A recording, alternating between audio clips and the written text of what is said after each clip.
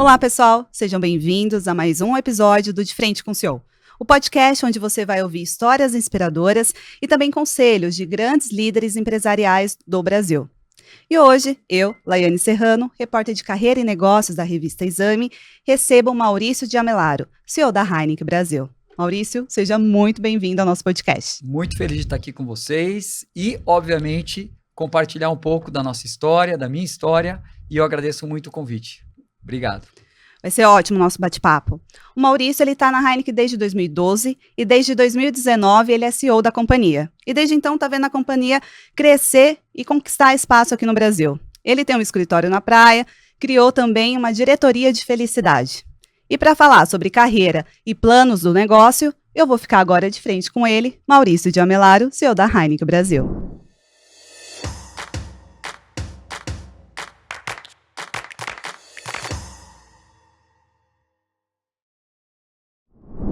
Para começar, vamos falar um pouquinho sobre a sua origem? Onde você nasceu, com quem você foi criado e como você entrou no mercado de trabalho? Muito legal. Bom, obrigado por essa pergunta, porque eu sou Maurício de Amelaro, filho da Lourdes, filho do Edson, irmão da Andréia, pai da Luana e do Lucas e casado com a minha princesa e rainha Valéria.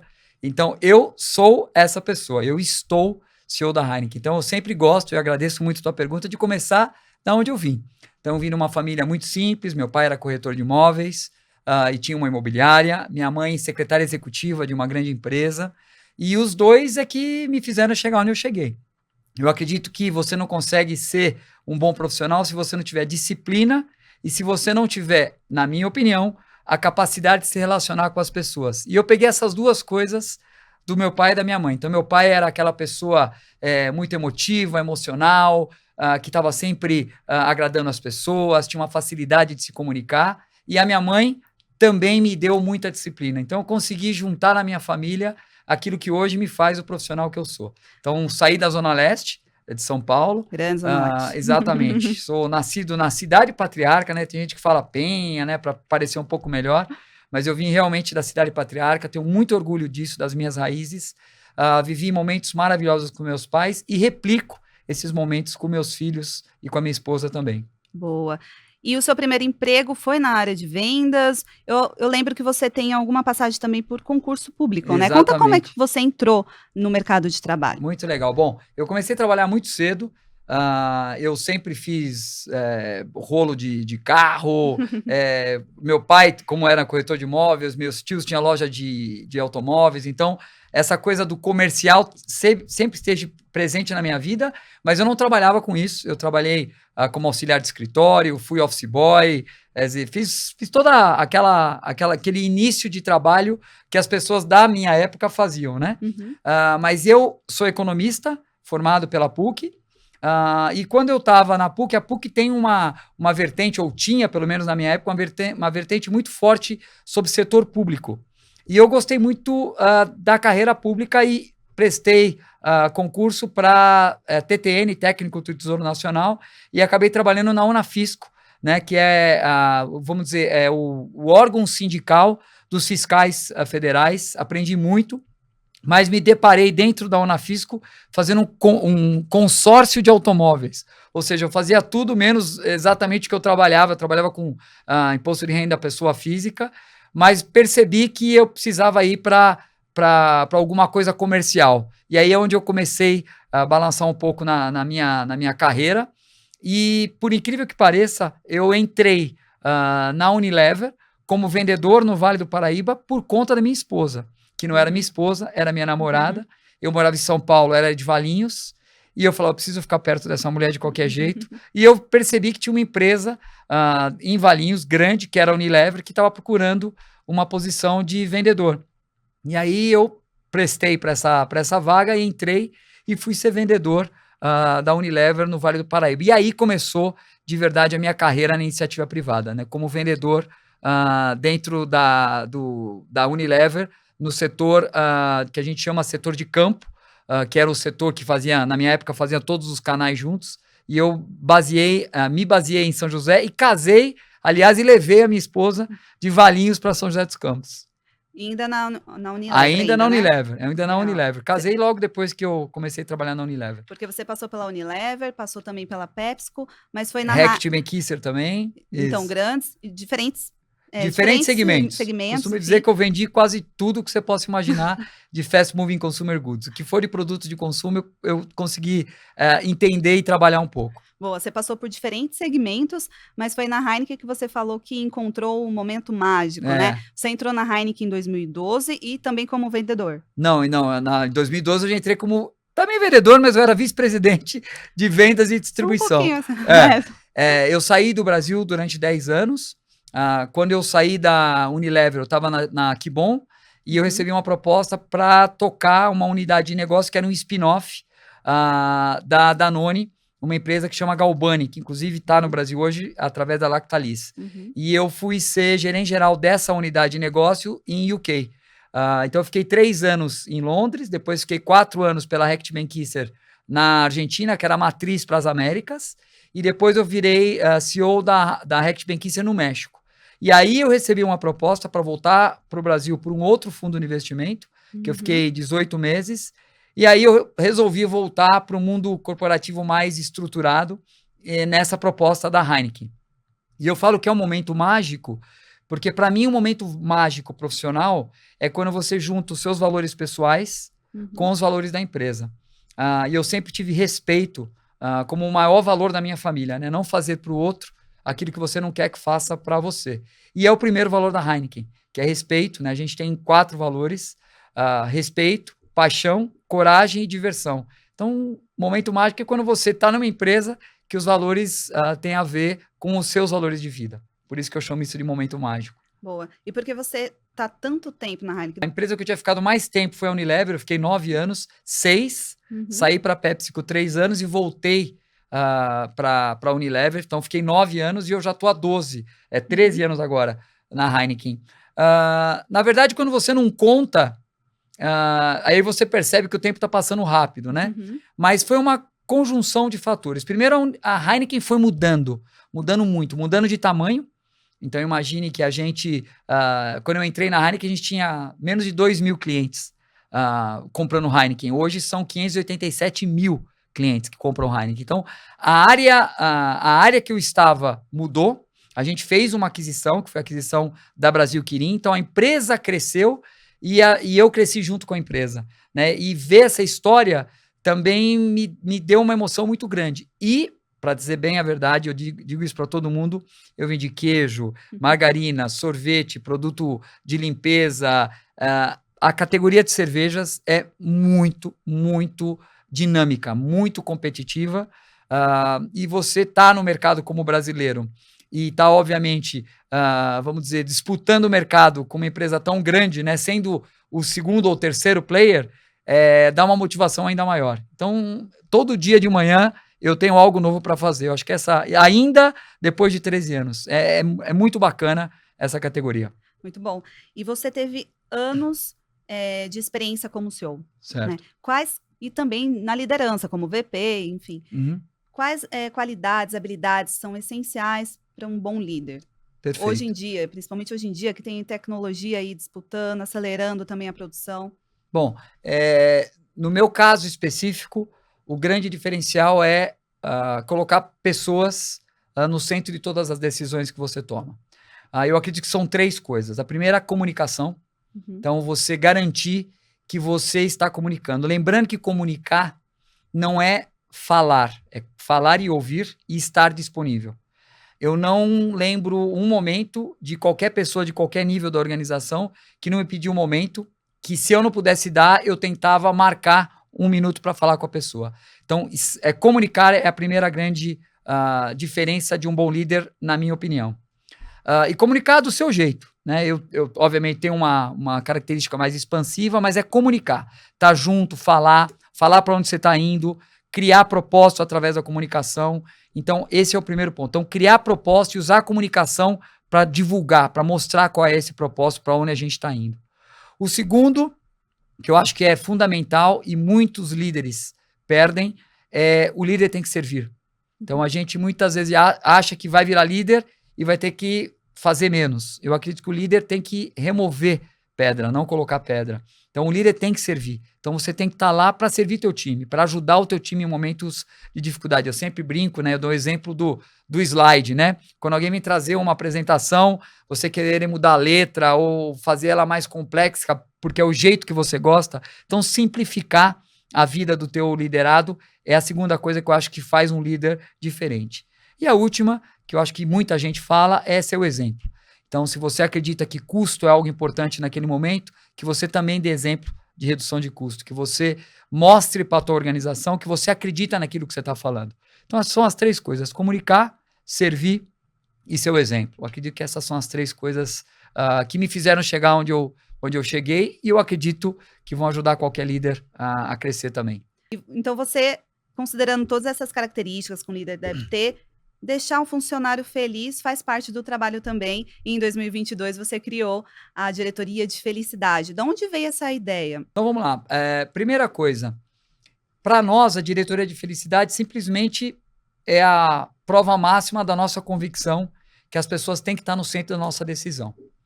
Então, para nós foi uma coisa meio natural. Você criar um ambiente onde as pessoas primeiro se sintam protegidas, se sintam valorizadas pelo que elas são, não pelo que a gente quer que elas sejam. Um ambiente onde você consiga trazer a capacidade das pessoas se identificarem com o propósito da companhia.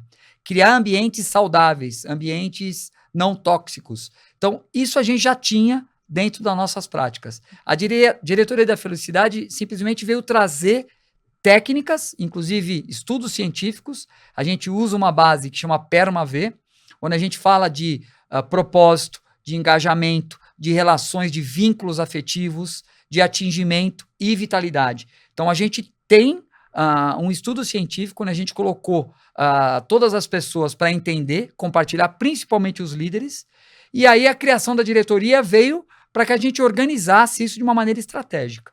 Então, muita gente, quando eu falo de diretoria de felicidade, fala: eu vou colocar isso em prática. Primeiro, você tem que entender se a sua empresa está no momento de cultura e de valor alinhado com essa diretoria ou com esse momento. Para nós, foi uma coisa relativamente fácil. Não é uma jornada fácil, mas é uma jornada que, além de tudo isso que eu coloquei, traz resultado. Então, não é coincidência que os últimos 3, 4 anos foram os melhores anos da história da Heineken no Brasil. Então, a gente cresceu muito e cresceu com o como sendo mais importante do que o quê.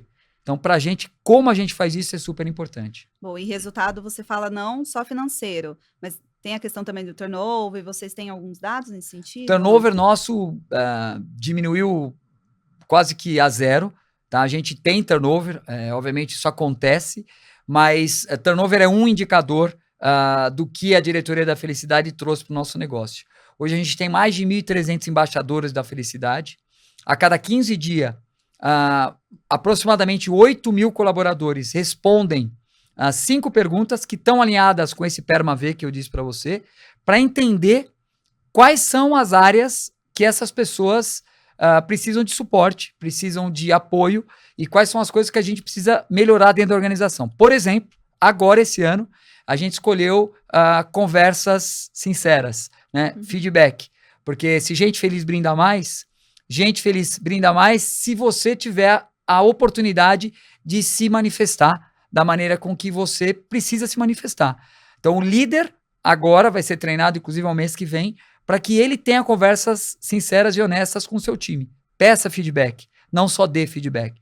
Então, para nós, o resultado, ele vem quando você olha que o resultado financeiro foi entregue, sem que as pessoas terminassem o ano exaustas, com burnout, ou precisando de um apoio psicológico maior do que todo mundo já precisa, porque, enfim, o turnover é consequência de um líder não estar dedicando tempo suficiente para falar com as pessoas. Então, para nós, o resultado veio como consequência da diretoria da felicidade, e não só o resultado financeiro, que veio também, mas o resultado humano, né, que é o que eu chamo de como. Então, acho que é isso que fez a diferença para a gente. Legal. Mas tem um desafio quando a gente olha e vê 4 gerações no mesmo ambiente de trabalho? Está sendo difícil deixar todo mundo feliz? Olha, primeira coisa, a gente não tem esse objetivo de deixar todo mundo feliz. Porque se a gente tivesse esse objetivo, provavelmente você estaria criando um ambiente tóxico, buscando uma felicidade que é utópica. Ninguém é feliz todo o tempo. Então a gente tem isso muito claro. O que a gente sabe é que para falar desse tema, você tem que letrar, você tem que ser intencional. Então eu fui estudar o tema, então por isso ter uma diretoria da felicidade, que também tem que ser letrada. A gente tem um consultor que ajuda a gente nesse letramento dos nossos líderes, porque é uma base científica. Então a gente vai falar de positividade, a gente vai falar de engajamento, a gente vai falar de vínculo afetivo dentro da organização, a gente vai falar de vitalidade e a gente vai falar de propósito, de meaningful, né? De ter significado. E não tem geração que não concorde com tudo isso. Então não acho que é uma coisa de geração. Todo mundo quer trabalhar num ambiente que tenha propósito, quer fazer algo que você entenda o porquê. Né? Todo mundo fala de como, de o quê, mas não fala de porquê. Então a gente investe tempo, ou pede para o líder investir tempo, falando do porquê as pessoas estão fazendo aquilo. Vínculos afetivos saudáveis. A gente não tolera falta de respeito, a gente não tolera não entendimento de que as pessoas são diferentes. Então, cada um pode ser o que deveria e quer ser dentro da organização. Então é isso. E aí a gente não sente essa diferença de geração. A geração Z se sensibiliza menos com isso. Não. Todo mundo entende e quer trabalhar dentro desse ambiente. Não é assim 100% do tempo e não é assim em 100% das áreas. Por isso que o líder tem a responsabilidade de manter sua equipe feliz. Eu falo sempre, todo ano, nas nossas 3 prioridades. A primeira é sempre pessoas, e em pessoas eu sempre falo, o líder tem a obrigação de fazer seu time feliz. Eu acredito muito nisso. Não todo o tempo, mas pelo menos, se as pessoas não estão felizes, ele tem que saber por quê. Tá? Eu acho que é isso, é dedicar tempo, ser intencional, colocar a felicidade na agenda. Tá? Falando ainda em felicidade, o trabalho home office é, para muitos, motivo de felicidade, motivo de procura, e eu acredito que é por isso que vocês devem ter apostado nesse tipo de regime de trabalho desde a pandemia, né? Verdade. O seu escritório é na praia, certo? Mas como é que você consegue ter disciplina, consegue ser produtivo trabalhando de casa? Você já respondeu como a gente consegue isso, é disciplina. Então, eu tenho uma disciplina grande, então eu começo a trabalhar, acordo 5h30, faço minha ginástica, tomo meu café, dedico um tempo com a minha esposa, aliás, a gente treina junto, e aí eu começo a operar aproximadamente 8h30. A gente entra em reunião, que a gente chama de modo reunião, a partir das 9h. E a gente indica para todas as pessoas pararem de fazer isso às 6h. Então hoje nós temos um público de aproximadamente 4.500 pessoas que operam 100% remoto. E a produtividade é incrível, de verdade. Eu vou ser super honesto para você, até a pandemia eu tinha muitas dúvidas sobre o trabalho remoto. Mas eu acho que é muito mais essa coisa de comando e controle, que a gente acaba sendo educado no mundo corporativo, que a gente precisa estar vendo as pessoas e precisa estar olhando as pessoas no escritório para saber se elas estão produzindo, o que na verdade é uma falácia, né? Porque a pessoa pode estar sentada no escritório, ou no Instagram, ou no WhatsApp, e sendo menos produtivo que na sua casa. E se a gente quer ser diverso e inclusivo, quantas mães não estão sendo felizes de poder ir buscar o filho na hora do almoço, ou quantos pais não estão tendo mais contato com os filhos do que tinham antes porque estão trabalhando de casa. Então a gente está vendo muita coisa positiva. Outra coisa, a velocidade de informação é muito maior. Você está numa reunião remota, eu tenho uma dúvida, lá ali no chat eu já tenho a resposta. Então, disciplina é o nome do jogo, e eu fiquei feliz de você trazer isso na tua pergunta, mas também vender isso como um benefício. E agora, é um benefício com responsabilidade. Responsabilidade do líder, que tem que saber que ele não pode invadir os horários da pessoa, porque casa e escritório são o mesmo ambiente.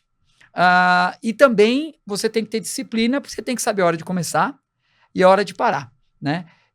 A gente está muito feliz nesse modelo e não existe questionamento, né? Mas será que vocês estão questionando? Eu estou vindo mais para São Paulo, terça, quarta e quinta, mas é uma opção pessoal, porque eu tenho uma proximidade grande com meus filhos, que moram em São Paulo, os dois. Então, para mim, também isso acabou sendo positivo. Eu gosto de cinema, eu gosto de teatro, eu gosto de jantar fora, faz parte do meu negócio visitar os meus clientes. Então, eu estou vindo um pouco mais para São Paulo. Mas a minha base, o meu escritório, é na praia. Boa. Em Juqueí. Juqueí. E lá você surfa, né? Surfo também. E lá você surfa. Surfo também. Menos do que eu surfava, porque a gente vai ficando velho, a prancha vai ficando maior e as ondas vão ficando menores, né? Então a gente vai tendo uma relação com o surf que não é mais de esporte, é de prazer, né? Quando era uma relação de esporte, eu tinha uma intensidade maior. Agora, meu esporte é correr e fazer musculação, né? Mas continuo me exercitando bastante. Faz parte da minha vida, da minha rotina. Maurício, a Heineken Brasil saiu da 17ª posição para a primeira maior operação do mundo, considerando a Heineken global. Isso. Como é que vocês conseguiram chegar nesse patamar? Muito legal. A gente costuma dizer que o nosso maior orgulho na Heineken Brasil, desse time que construiu essa jornada, foi ter a certeza de que a gente colocou o cliente consumidor e as nossas pessoas, e na verdade o cliente consumidor também são pessoas, no centro de tudo que a gente faz. Então eu acredito que como a gente fez a gente chegar onde a gente chegou. O que a gente fez foi muito importante. A gente transformou o mercado de cervejas premium no Brasil. A gente criou esse mercado. Quando a Heineken começou o segmento de premium, o segmento de premium representava menos de 1% no mercado de cerveja. Hoje é quase 20% de toda a cerveja vendida no Brasil são cervejas premium. Então a gente transformou esse mercado. E outra coisa que meu time tem muito orgulho de dizer, e eu também, o brasileiro hoje toma uma cerveja muito melhor do que tomava antes da Heineken escrever essa história no mercado brasileiro. Inclusive, os nossos concorrentes, obviamente, tiveram que melhorar a sua qualidade para poder competir nesse ambiente que a Heineken criou. Então, a gente entendeu que havia algo no sabor de Heineken que precisava ser explorado. E, naquele momento, era o puro malte. Então, a gente criou o segmento puro malte no Brasil e, obviamente, com a Heineken, a mesma fórmula em toda a sua história e mesma fórmula em todos os lugares no mundo. E a gente simplesmente começou a falar o que era essa fórmula. Água, malte e lúpulo, nada mais. Então, isso foi uma grande sacada. O consumidor entendeu, se apaixonou pela marca e eu acho que um motivo de orgulho é que há 4 anos seguidos a Heineken é a marca preferida de cerveja no mercado brasileiro, que é uma coisa assim impensável há 12 anos atrás. Então, tem uma série de coisas que a gente foi fazendo, entender como o consumidor se relacionava com a marca, entender que grandes plataformas como Rock in Rio, Fórmula 1, Champions League tinham um vínculo muito forte com o consumidor brasileiro. E aí a gente trouxe essa mesma fórmula de qualidade e de eventos globais e de respeito ao consumidor para o segmento mainstream com o Amstel, né? Que se tornou a 5ª marca de cerveja do Brasil. Então, Amstel também, obviamente num segmento de preço mais baixo, também entrega qualidade de produto, ser o que... Imagina, a Amstel se comunica que I am what I am, né? Você é o que você quer ser, que é exatamente o que a gente falou, né? De você poder ser o que você quiser no mercado de consumo brasileiro. Então, ela ocupou um espaço muito bacana e continua inovando. Então, basicamente, Heineken e Amstel levaram a gente dessa 17ª posição para a primeira operação da Heineken no mundo. É uma história muito bacana, escrita por, o que eu costumo dizer, 14 mil apaixonados que a gente tem lá na Heineken.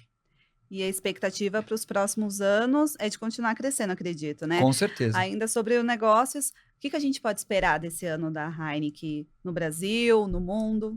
A gente teve anos espetaculares. O ano de 2024 foi um ano histórico. 2023 também. Então, todo ano a gente tem crescido duplos dígitos, tanto em faturamento quanto em lucro. 2025, obviamente, pelo tamanho que a Heineken tomou no Brasil, é um ano em que você continua tendo crescimento, mas em percentuais menores. Mas a gente aposta muito forte no mercado. É um mercado gigantesco, com muita oportunidade de consumo, com muita oportunidade de inovação. E a grande mostra que a gente deu para o Brasil, que a gente acredita nesse crescimento, é a nossa unidade produtiva de Passos, né, que inaugura aí no finalzinho de julho, mostrando que a gente precisa de mais produto, precisa de mais capacidade para poder continuar entregando a demanda dos nossos consumidores. A gente acredita que 2025 vai ser um ano mais desafiador, de uma maneira geral, mas o Brasil continua sendo um país onde a Heineken acredita fortemente como uma grande plataforma de crescimento. Não só para as marcas que a gente tem, mas para marcas novas. Por exemplo, Sol e Praia, né? Que são marcas posicionadas no que a gente chama de segmento de leveza, né? Entregando características muito fortes. Então, por exemplo, Praia é uma marca que a gente tem uma parceria com a Bed & Drinks, que é a incubadora, eu vou falar da Spin já para você, e essa é uma cerveja puro malte leve, então entrega qualidade, mas com uma leveza que o consumidor, em alguns momentos, esteja buscando. Então, essas duas marcas, Sol e Praia, por exemplo, junto com Eisen, né, a Eisenbahn, são as 3 novas marcas que a gente está apostando para crescer.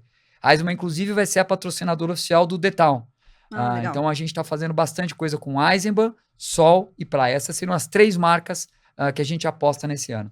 Sobre essa nova fábrica em Passos, você tem ideia de quantos empregos vão ser gerados ali na região? Perfeito.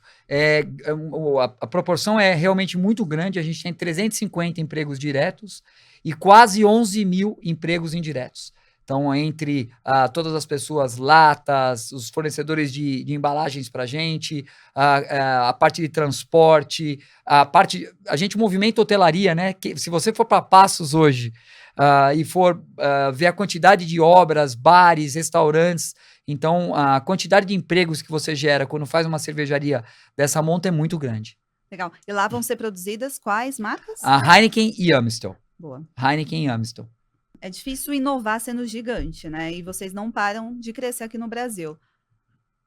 Em que vocês estão apostando? É inteligência artificial? São em pessoas, em treinamento de pessoas? Na verdade, esse é um grande desafio, porque, como eu te disse, eu entrei na Heineken, onde a área comercial, por exemplo, tinha 200 pessoas.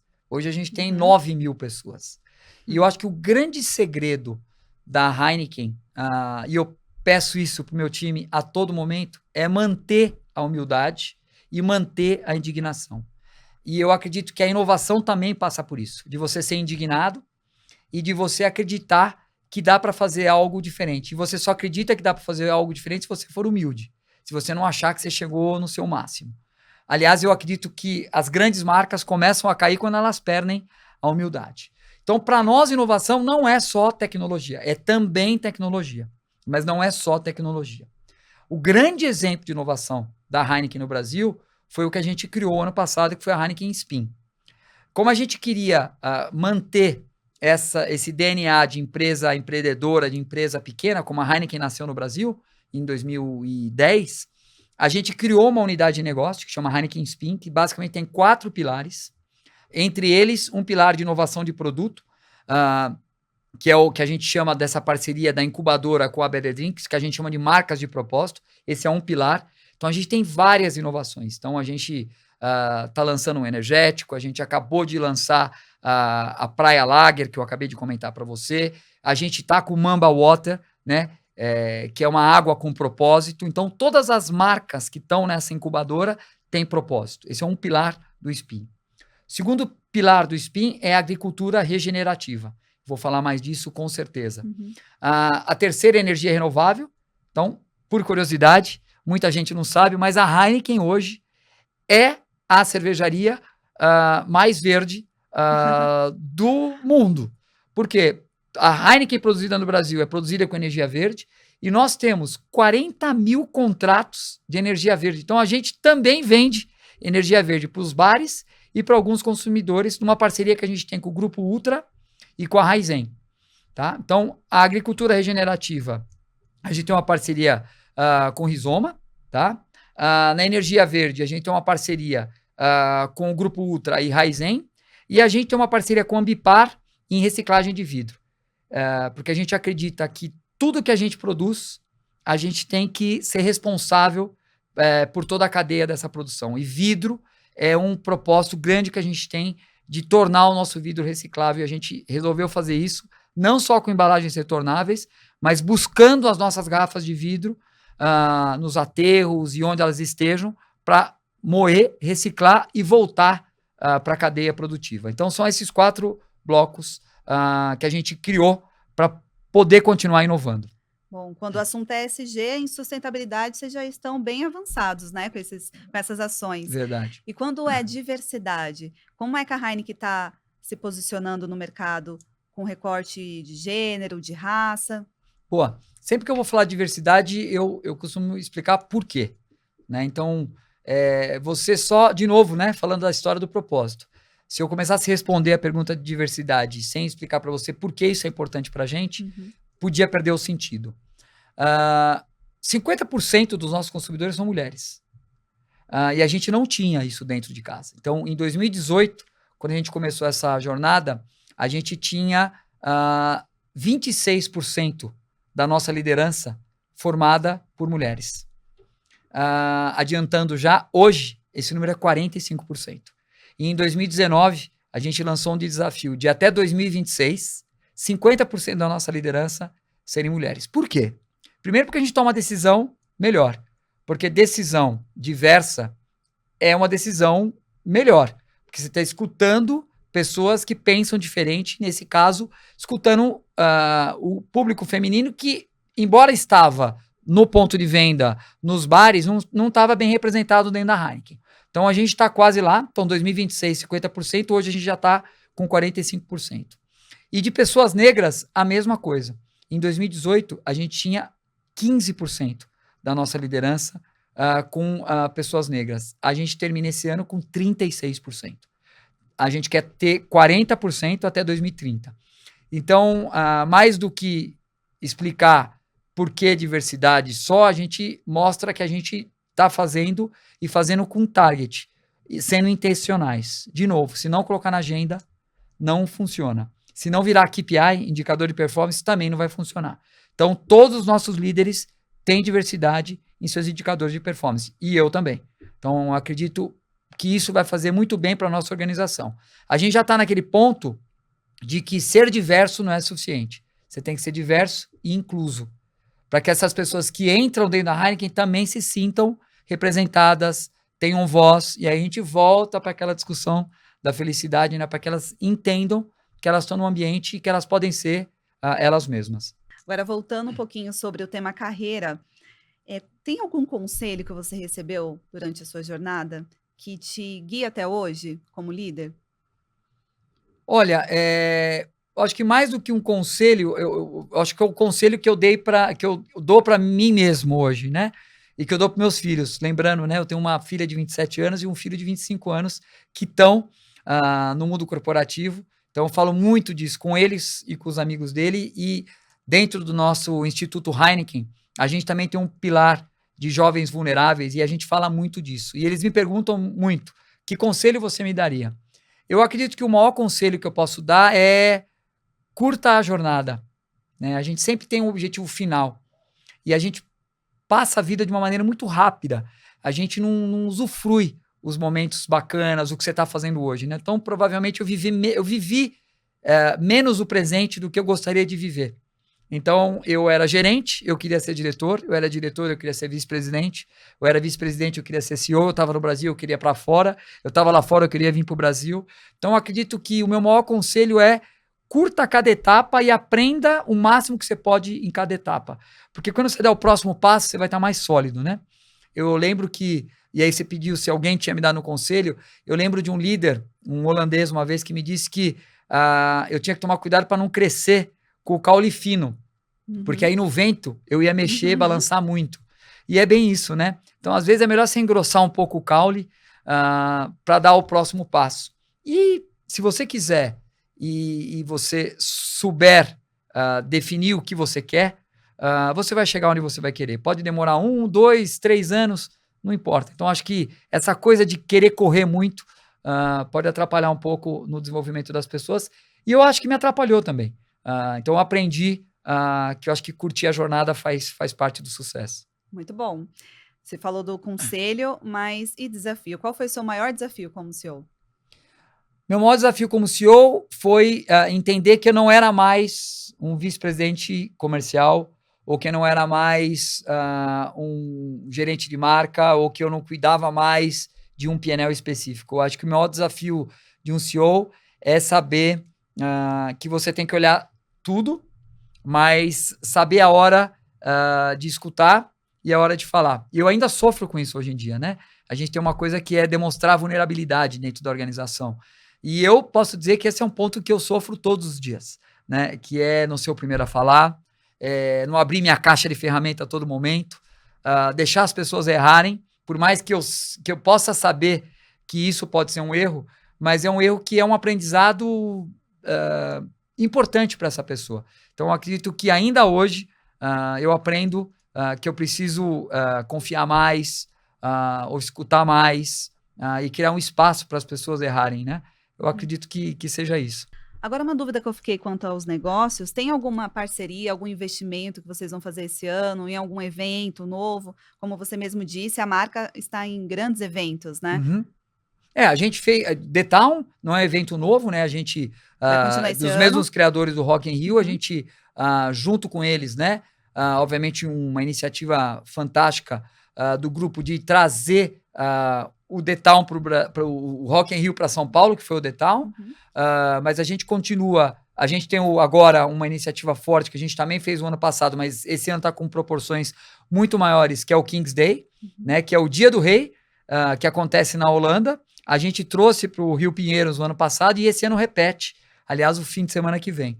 E a gente está agora, nos últimos 2 fins de semana, a gente lançou um aplicativo que chama Rei, que é um aplicativo para ajudar o consumidor a encontrar os melhores bares do Brasil, ainda em São Paulo e Rio, mas a gente lançou esse aplicativo e está um verdadeiro sucesso. Já tem mais de 50 mil downloads, porque todo mundo quer achar um bar legal, né? Então para mostrar para o consumidor que vale a pena sair e descobrir lugares novos, porque a gente acredita, eu acho que essa é uma coisa muito legal da Heineken, a gente tem feito iniciativas que leve os consumidores para os bares e para os restaurantes.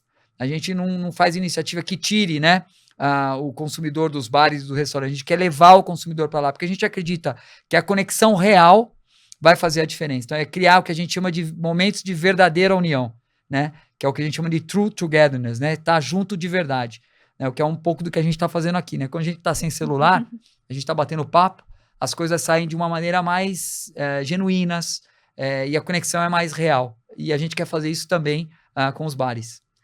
Muito bom, Maurício. E eu vejo assim que você é feliz sendo o CEO da Heineken. Uhum. Se você pudesse brindar com o seu eu do passado, lá morando na Zona Leste e tal, o que você falaria para ele? Eu reforçaria o que ele já sabia, que querer é poder. Eu sempre, aliás, eu tenho isso aqui tatuado nas minhas costas, porque eu acredito que muita gente acha isso muito simples, né? Até meio piegas, né? Querer é poder. Mas é muito profundo essa frase, porque não é fácil querer, né? A gente às vezes quer coisas que a gente não pode fazer. Então, quando você aprende a querer, o poder é meio que consequência.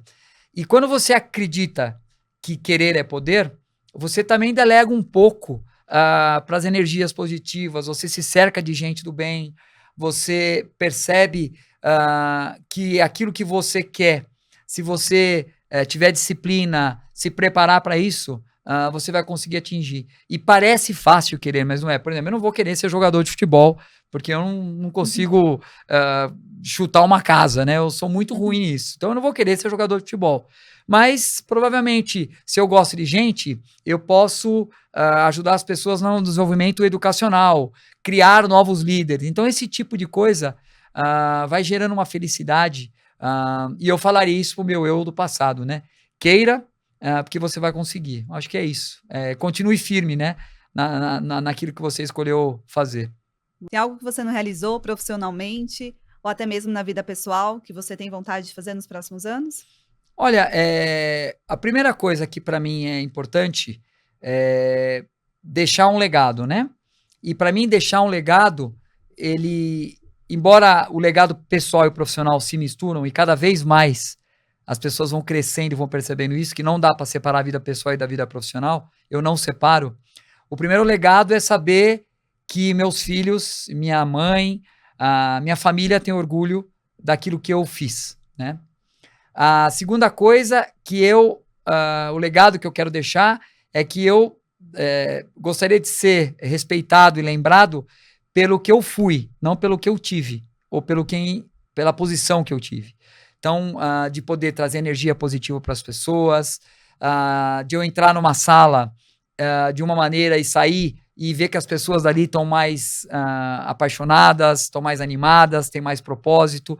Então, acho que o legado não é o legado financeiro, embora isso é importante, mas eu acredito que o sucesso para mim tem sido ver os meus filhos e minha família orgulhosa de mim, meu time feliz, e ver que a gente escreveu uma Heineken que tem o como mais importante do que o que, né? Que a forma com que a gente faz as coisas é uma forma respeitosa, uma forma apaixonada, que as pessoas tenham coragem e que as pessoas se divirtam também. Então, acho que é isso. É um pouco disso que eu quero deixar aí, e é isso que eu buscava na minha carreira profissional.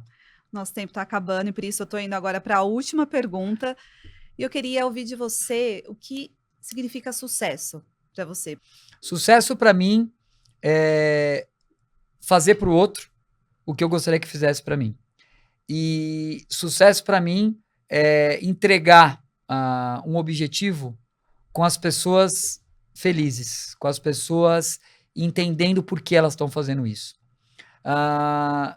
De verdade, sucesso para mim não é mais uma conta bancária, embora isso me preocupe muito, mas não é uma coisa que hoje eu busque, né? Obviamente, até pelo momento de carreira que eu estou. Eu acredito que para algumas pessoas, e depende de onde você está, sucesso também é questões financeiras. Para mim, hoje, sucesso é perceber que as pessoas sentem prazer em estar perto de mim, principalmente meus filhos, minha família, e as pessoas que trabalham comigo. Então, eu acho que é isso. Então, legal você poder responder que eu estou vivendo o sucesso que eu sonhei. Acho que isso é muito bacana. Muito bom, foi muito bom o nosso bate-papo. Obrigado. Maurício, quero agradecer. Infelizmente, nosso tempo acabou. Obrigado, passou rápido, né? Passou muito rápido, mas muito obrigada por ter vindo até aqui no Estúdio da Exame. Obrigado a vocês e obrigado a todos que estão assistindo a gente aí. Muito sucesso para você e para todo o time da Heineken. Tamo junto, obrigado, valeu. E para você que nos acompanhou até aqui, muito obrigada pela sua audiência e espero você no próximo episódio de Frente com o CEO. Até lá.